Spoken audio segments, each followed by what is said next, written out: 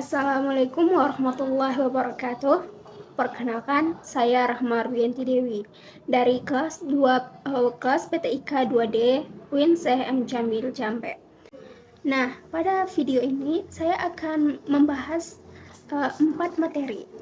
Yang pertama yaitu konsep basis data, yang kedua basis data relasional, yang ketiga yaitu siklus hidup perancangan basis data, dan yang keempat yaitu pemodelan data. Nah, yang pertama, konsep basis data. Apa sih basis data itu? Nah, basis data itu terdiri dari dua kata, yaitu basis dan data. Basis adalah gudang ataupun sekumpulan ataupun tempat berkumpul.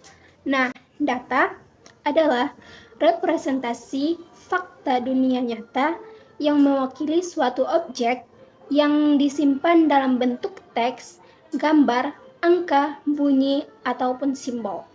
Nah, dari dua kata tersebut dapat disimpulkan bahwa basis data itu ialah item yang saling berhubungan dan terorganisir satu sama lain dan disimpan dalam hardware komputer dan memakai software untuk memanipulasi data. Nah, contoh dari basis data ini dapat kita temui dalam e-kampus. Nah, di dalam e-kampus itu kan terdiri dari beberapa item. Ada item dosen, mahasiswa, mata kuliah, ada juga perpustakaan. Database ini memiliki beberapa komponen. Yang pertama yaitu hardware. Nah, dalam basis data, hardware yang dominan itu ialah memori sekunder seperti hard disk ataupun SSD. Nah, komponen yang kedua yaitu sistem operasi. Sistem operasi ini ialah komponen yang memfungsikan sistem sebuah komputer. Contohnya itu seperti Linux, Windows, dan lain-lain. Nah, komponen yang ketiga yaitu ada yang namanya DBMS ataupun kepanjangannya yaitu Database Management System. Nah, DBMS ini merupakan software yang digunakan untuk memanipulasi data. Nah, kemudian komponen yang keempat itu ialah user ataupun pemakai. Nah, contohnya itu adalah kita sebagai usernya yang memakai sebuah komputer tersebut. Nah, komponen yang terakhir yaitu aplikasi atau perangkat lain. Aplikasi atau perangkat lain ini maksudnya ialah aplikasi tambahan yang kita gunakan sesuai dengan kebutuhan kita nantinya seperti apa. Apabila nanti ada kekurangan, maka kita bisa membuat aplikasi khusus untuk membantu kita dalam menggunakan database tersebut. Nah, kemudian tujuan dari basis data. Nah, basis data ini memiliki beberapa tujuan. Di antaranya yaitu yang pertama, mengatur atau mengorganisasikan data agar mudah dalam pengambilan data kembali. Nah, yang kedua yaitu agar tidak ada yang namanya duplikasi data. Artinya itu, di saat kita menyimpan data, nantinya tidak ada data yang ganda. Kemudian tujuannya yang ketiga yaitu data terintegrasi. Maksudnya itu data akan terkumpul dalam satu tempat, yaitu database. Kemudian tujuannya yang keempat yaitu data dapat dipakai secara bersamaan oleh beberapa user atau pemakai. Maksudnya itu dengan database kita dapat memakai data itu secara bersamaan dalam satu lokasi. Kemudian tujuan dari basis data itu ialah datanya tidak tergantung sehingga aplikasinya itu mudah dipakai.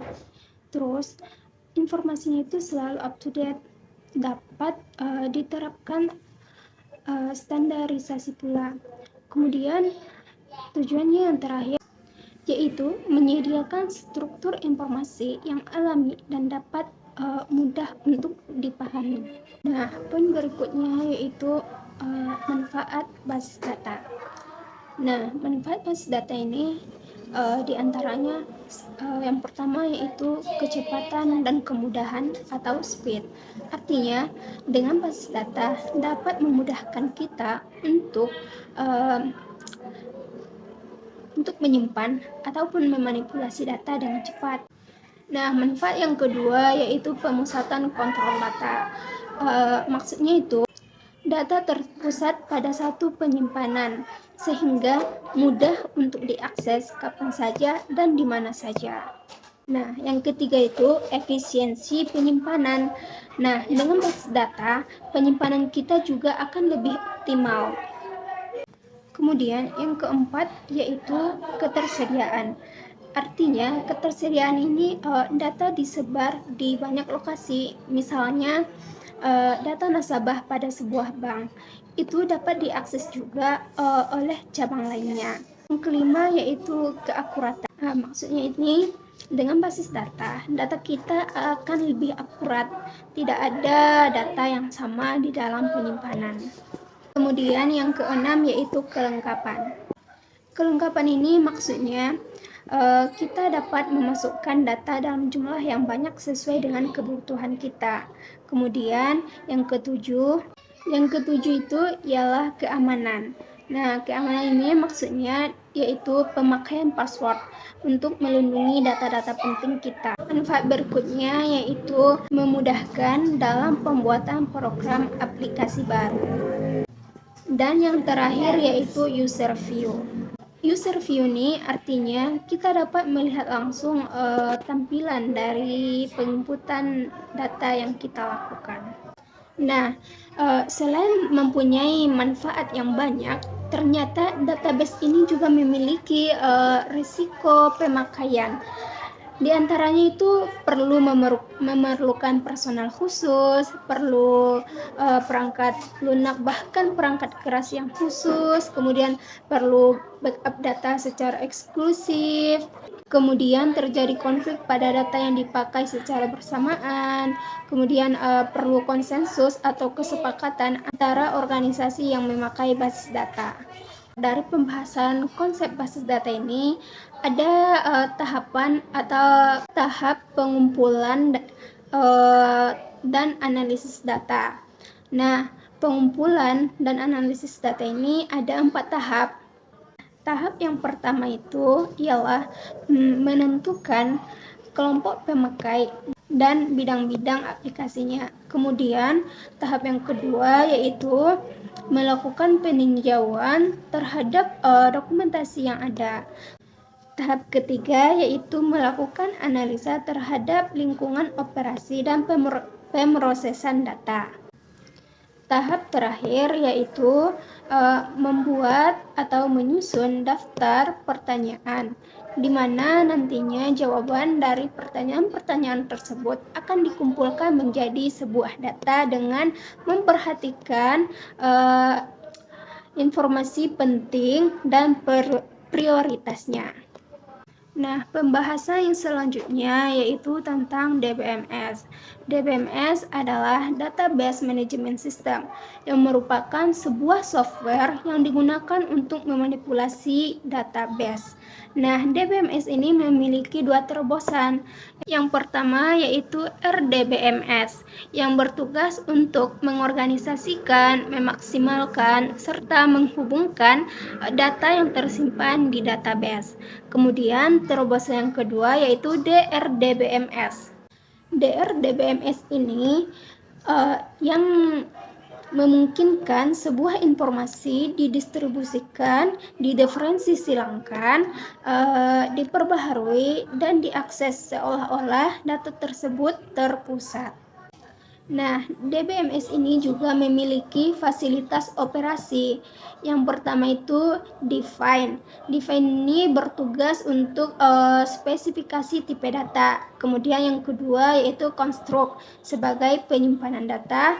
Terus yang ketiga Manipulate, yaitu yang bertugas untuk memanggil, mengupdate dan mengubah data. Nah, kemudian apa sih beda database dengan DBMS ini?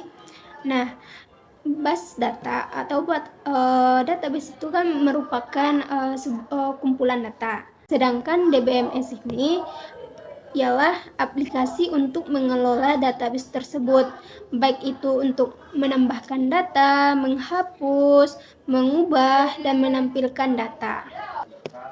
Nah, untuk komponen DBMS sendiri itu ada 3. Yang pertama, hardware. Nah, hardware dalam DBMS itu lebih dominan kepada memori sekunder. Yang kedua, yaitu software. Software dalam DBMS itu terbagi 2, yaitu sistem operasi dan program aplikasi. Yang ketiga itu ada prosedur. Prosedur itu merupakan sebuah instruksi, baik itu instruksi pengolahan data maupun backup data. Elemen utama database. Yang pertama yaitu data user. Data user ini berfungsi untuk menampilkan data pengguna sebagai relasi atau hubungan yang dianggap sebagai tabel data. Yang kedua yaitu metadata atau sistem tabel. Metadata ini merupakan elemen yang berisi struktur suatu tabel. Yang ketiga yaitu indeks. Indeks ini berfungsi untuk meningkatkan kinerja dan akses database. Nah, elemen yang terakhir yaitu aplikasi metadata.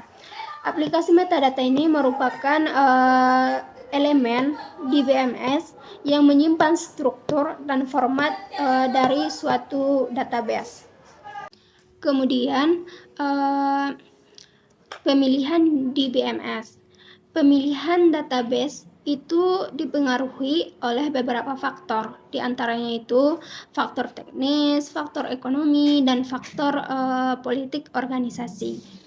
Nah, untuk pengoperasian arsitektur basis data, DBMS itu menggunakan beberapa format bahasa, di antaranya itu DDL yang merupakan format bahasa untuk melakukan spesifikasi skema basis data.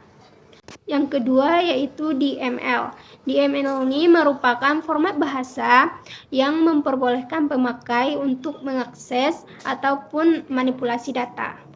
Kemudian yang ketiga yaitu format bahasa DCL. Format bahasa ini merupakan bahasa pengendali data. Nah, DBMS ini juga memiliki beberapa tipe data seperti file induk, file transaksi, file laporan, history file, dan backup file. Nah, itulah pemaparan dari konsep basis data.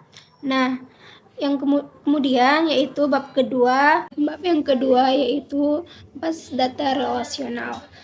Basis data relasional adalah cara mengelola data secara fisik ke dalam memori.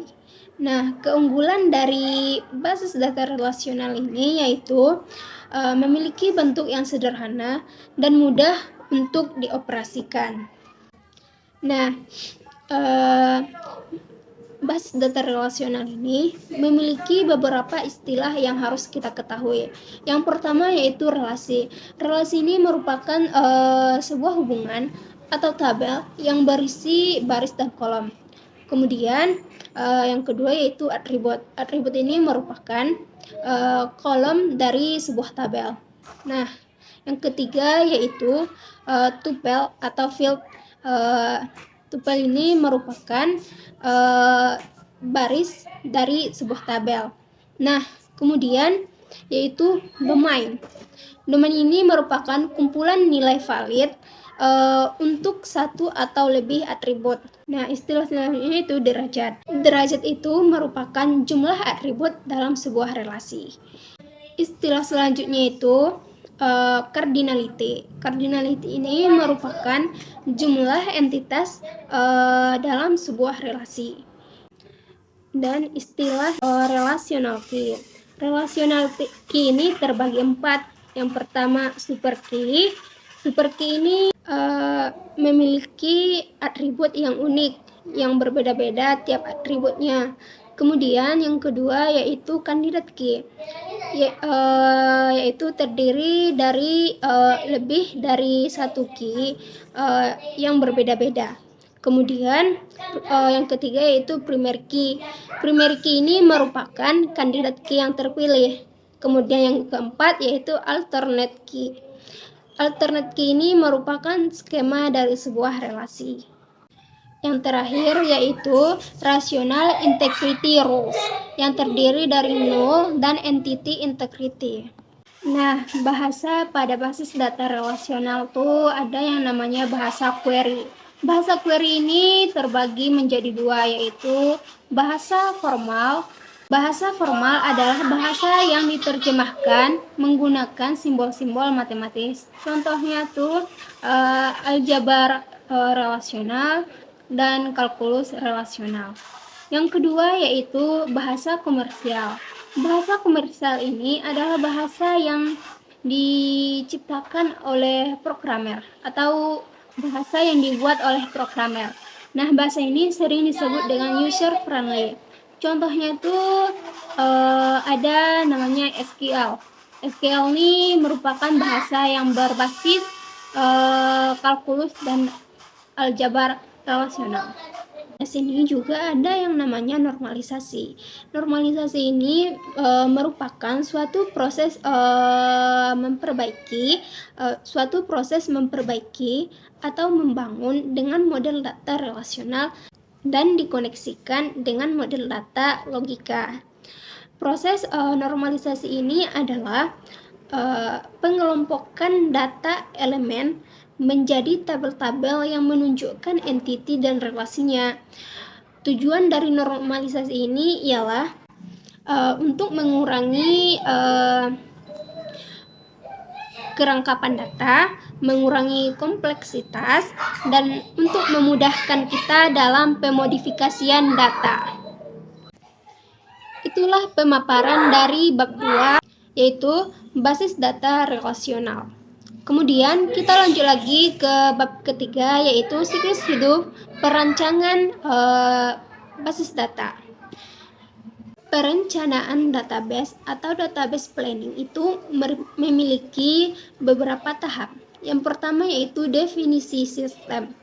Definisi sistem ini merupakan tahapan yang pertama, yaitu tahapan yang menjelaskan cakupan database dan pandangan user atau user view. Nah, dalam aplikasi database itu memiliki satu atau lebih user view. Nah, tahapan yang kedua yaitu analisa dan pengumpulan kebutuhan. Maksudnya itu tahapan ini merupakan proses pengumpulan dan analisa informasi mengenai organisasi untuk identifikasi kebutuhan user. Kemudian tahapan yang ketiga yaitu database design. Database design ini merupakan proses pembuatan desain untuk mendukung tujuan dan proses suatu enterprise atau suatu perusahaan. Tujuan dari database design ini yaitu untuk merepresentasikan atau mewakilkan data yang ada, kemudian menyediakan model yang mendukung transaksi, dan menspesifikasikan atau merincikan sebuah data. Kemudian tahapan yang keempat yaitu DBMS. DBMS selection.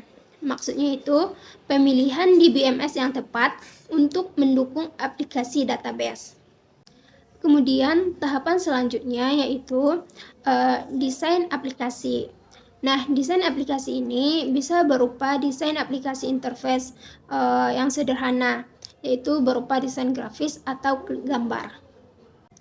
Kemudian tahapan selanjutnya yaitu tahapan keenam yaitu prototyping.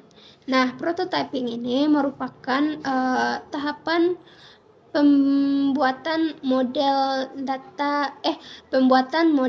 kerja database.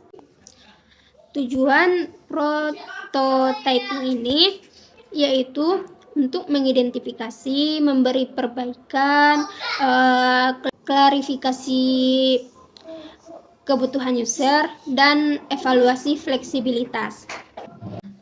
Dan tahapan berikutnya yaitu implementation.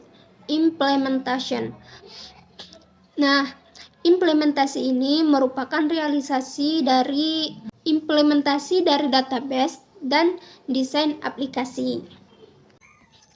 Tahapan ke-8 yaitu data conversion and loading. Nah, maksudnya ini merupakan tahapan perubahan database yang lama ke database yang baru. Tahapan yang ke-9 yaitu testing.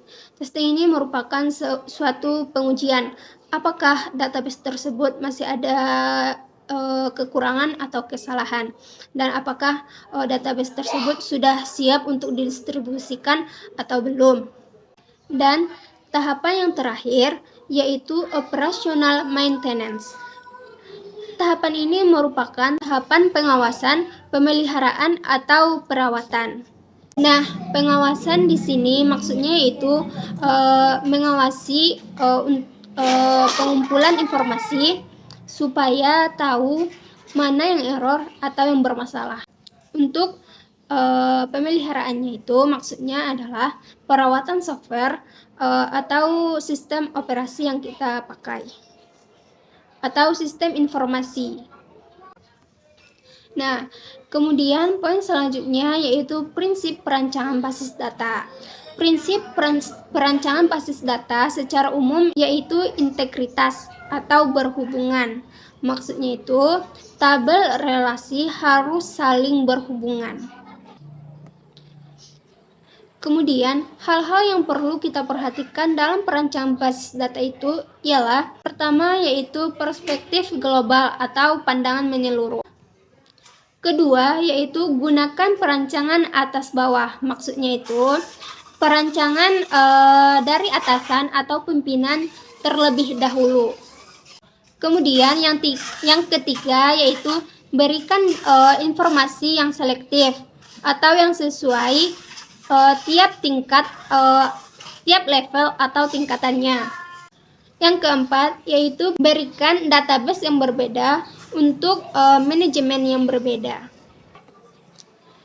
Yang terakhir yaitu kita tidak boleh mengubah file yang ada. Maksudnya itu kita tidak boleh asal-asalan dalam mengubah file. Itulah penjabaran dari bab ketiga, siklus hidup perancangan basis data. Nah, kemudian kita lanjut lagi ke bab keempat ataupun bab terakhir, yaitu pemodelan data. Model data adalah sekumpulan konsep yang digunakan untuk menjelaskan struktur dari basis data atau database struktur dan database abstraction. Model data juga diartikan sebagai sekumpulan tool konseptual untuk mendeskripsikan data, relasi-relasi antar data, semantik atau makna data, dan constraint ataupun batasan. Nah, tujuan dari model data ini adalah untuk menyajikan data agar mudah dimodifikasi dan mudah untuk dipahami atau dimengerti.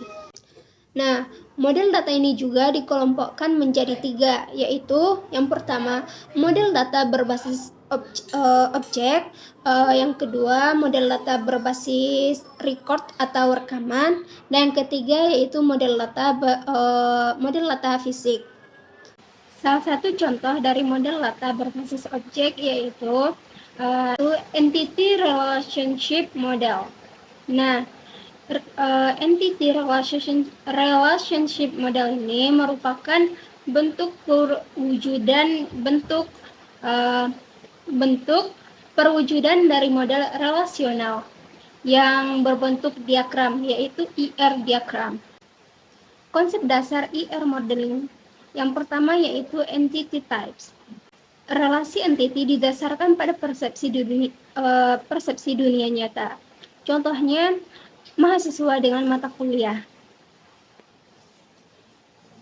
Entity adalah objek yang dapat dikenal secara unik atau berbeda dari yang lain. Entity set adalah sekelompok entity yang memiliki karakter. Dalam atribut terdapat himpunan nilai yang disebut domain. Contohnya itu dalam atribut nama, domainnya itu yaitu berisi dari nama-nama mahasiswa seperti Mawar, Dina, Ruby. Kemudian atribut name. Nah, name ini berisi name dari masing-masing mahasiswa tersebut. Nah, penjabaran entitas bisa dijabarkan seperti semisal nama Mawar, kemudian alamat Bukit Tinggi, terus NIM 2522148. Kemudian konsep dasar IR model yang kedua yaitu relationship types. Relationship types ini merupakan kumpulan entitas yang berhubungan antara tipe entitas yang ada. Nah, dalam relationship types ini ada yang namanya derajat relationship set. Derajat relationship yang terdiri dari yang pertama yaitu binary relationship set, kedua ternary relationship set, dan yang ketiga n-ary relationship set. Nah, binary relationship set ini merupakan derajat relationship yang terdiri dari dua entitas. Contohnya itu mahasiswa mengambil mata kuliah. Nah, entitasnya itu berupa mahasiswa dan mata kuliah. Relasinya itu berada di kata ambil. Jadi hubungannya itu mahasiswa mengambil mata kuliah. Nah, yang kedua ternary relationship itu adalah derajat relationship yang terdiri dari tiga entitas. Contohnya register, staff, client, brand. Nah, ketiga entitas tersebut, staff, client, brand itu relasinya dalam hal register. Nah, kemudian n-ary relationship itu ialah derajat relationship yang terdiri dari n entitas. Maksudnya n entitas ini ialah entitasnya banyak, tidak terbatas.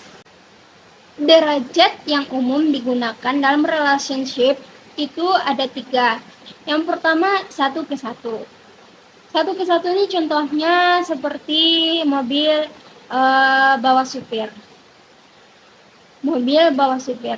Nah, yang kedua yaitu 1 ke banyak. Contohnya itu seperti pelanggan membeli barang. Nah, yang ketiga yaitu banyak ke banyak. Contohnya itu seperti mahasiswa dan mata kuliah, kemudian surat kabar berisi berita atau informasi.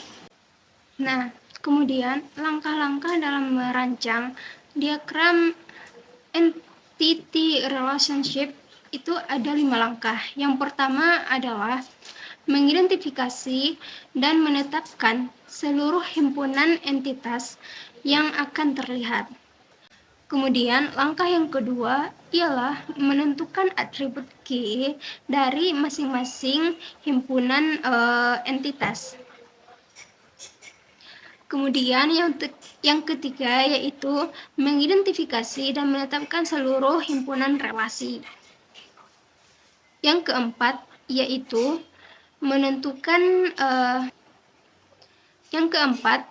menentukan derajat atau cardinality dari seluruh himpunan relasi. Kemudian yang kelima yang terakhir yaitu melengkapi himpunan entitas dan himpunan relasi dengan atribut-atribut deskriptif atau non-key.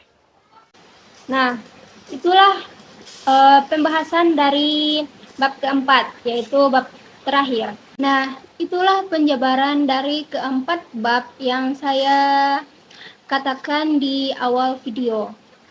Mungkin itu saja yang dapat saya jelaskan, yang dapat saya sampaikan. Kurang dan lebihnya saya mohon maaf. Sekian dan terima kasih. Assalamualaikum warahmatullahi wabarakatuh.